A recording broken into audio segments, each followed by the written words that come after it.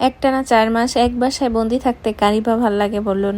আসসালামু আলাইকুম, কেমন আছেন সবাই? সৌদি আরবে আসার পর থেকে একই বাসায় বন্দি না থেকেও বন্দির মতো কিছুটা, যেমন ঘর থেকে বেরোলেই গাড়ি, আবার ঘরে ফেরার সময়ও গাড়ি, হাঁটা হয়নি একদিনও। সকালে উঠে যদি হাঁটতে বেরো না হতাম তাহলে এই দৃশ্য কিভাবে দেখতাম? এই যে সকালের আকাশের চাঁদ আর এই যে সূর্য একই সাথে উঠে আছে, মানে চাঁদটা এখনো ডোবেনি, সূর্য উঠে গেছে। এই সময় আমি আর আমার মেয়ে হাঁটতে বের হয়েছি। আমার মেয়েকে পেইন্টিং জ্যাকেট পরায় নিয়ে আসছি, আর আমার শীতের কিছুই পরা নাই, আমি বোরকা পরা, মুখোশ করা, সো আমার ঠান্ডা লাগবে না। ঘর থেকে বেরোতেই আমাদের গাড়িটা দেখে নিলাম যে ওই পার উঠানো নাকি, দেখলাম না। আর একটু সামনে গিয়ে আমাদের আরেকটা গাড়ি আছে, ওটা গিয়ে দেখলাম যে না, ওটাও ওঠানো নেই। আসলে এদেশে সমস্যা কি, আমাদের দেশের মতো বাসার নিচতলায় পার্কিং থাকে না, তো সব গাড়ি রাস্তায় রেখে দেয়, আর রাস্তায় রেখে দেওয়া নিয়েই অনেকটা ঝামেলা হয়। যেমন অনেক লোক আছে না, দেখবেন ক্যাচাল বা ঝামেলা বাঁধাতে পছন্দ করে। এই যে রাস্তা ফাঁকা আছে, যে যেখানে মন চায় পার্কিং করে রাখতে পারেন, কিন্তু অনেকে ভাবে কি, মানে আমি এখানে সবসময় গাড়ি রাখি, এখানেই আমার গাড়িটা রাখতে হবে। অন্য কোথাও যদি অন্য কেউ এসে রেখে দেয় তাহলে তার সমস্যা। আমাদের এই গাড়িটা সবসময় ওয়েপার উঠায় রাখে, কে যে উঠায় আমরা দেখতে পারি না, এজন্য এই গাড়িতে আমাদের ক্যামেরা লাগানো হয়েছে। ক্যামেরা লাগানোর পর দেখলাম একটা মুরব্বী সবসময় এই ওয়েপারটা উঠায় রাখে, মানে ওনার গাড়ি যেখানে রাখে ওইখানে ফাঁকা থাকলেও আমরা গাড়ি রাখতে পারবো না, গাড়ি রাখলেই উনি ওয়েপারটা উঠায় রাখেন। যাই হোক, এইটা হচ্ছে মিনিস্ট্রি অফিস আমাদের বাসার সাথেই, আর এই পাশেই আমাদের বাসা। আমাদের বাসা হচ্ছে 3 তলা। এদেশের মানে আমরা যেখানে থাকি মালার শহরে, এইখানে বেশিরভাগই 2 তলা 3 তলা বিল্ডিং। যেমন আমাদের বাংলাদেশে ঢাকা রাজধানীতে কিন্তু বেশিরভাগ মানুষই 5 তলার কমই দিতে চায় না, সর্বনিম্ন 5 তলা। কিন্তু এই যে রিয়াদ শহরে, এটা কিন্তু সৌদির রাজধানী, এরপরেও দেখবেন বেশিরভাগ জায়গায় 2 তলা 3 তলা বিল্ডিং, মানে খুব উঁচু উঁচু বিল্ডিং অনেক কম। মানে এদেশে এত জায়গা, অফুরন্ত জায়গা, আসলে মানুষ এত উঁচা বিল্ডিং এর প্রতি ইন্টারেস্টেড না। আরেকটা জিনিস খেয়াল করবেন, যারা সৌদিতে আছেন তারা দেখবেন যে সৌদিতে বেশিরভাগই ইয়েলো কালারের শেড দিয়ে রং করা, মানে সব ইয়েলো কালারের বিল্ডিং। এর অন্যতম কারণ হচ্ছে এদেশের প্রখর রোদ। গরমকালে এত পরিমাণ রোদ হয়, আসলে কালারগুলো জ্বলে যাওয়ার সম্ভাবনাই থাকে বেশি।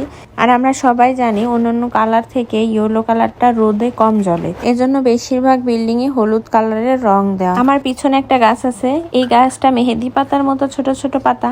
এই গাছগুলো আমাদের দেশে নেই, কিন্তু সৌদি আরবের সব জায়গায় আপনি এই গাছগুলা দেখতে পারবেন। আমি জানি না পুরো সৌদিতে কেন এই গাছগুলা লাগানো, তবে আমি যতটুকু জানতে পেরেছি এই গাছ নাকি অনেক পরিমাণ অক্সিজেন দেয়।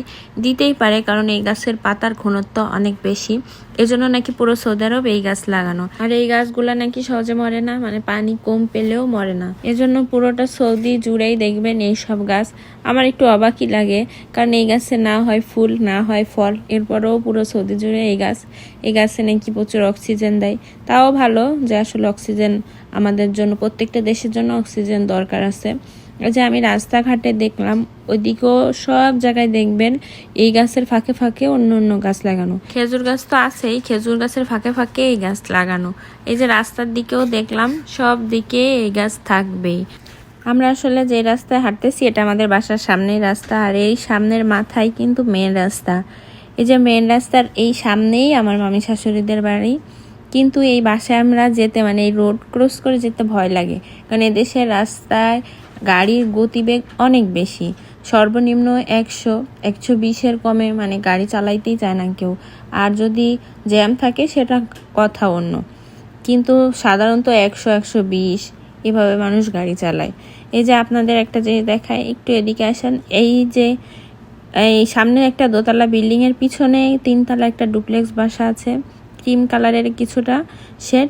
এটাই হচ্ছে আমার মামা শ্বশুরদের বাসা। কিন্তু আমি চাইলেই ওই পাশে যেতে পারি, কিন্তু রাস্তায় যে গাড়ির গতিবেগ, আমার আসলে রাস্তা পার হতে অনেক ভয় লাগে।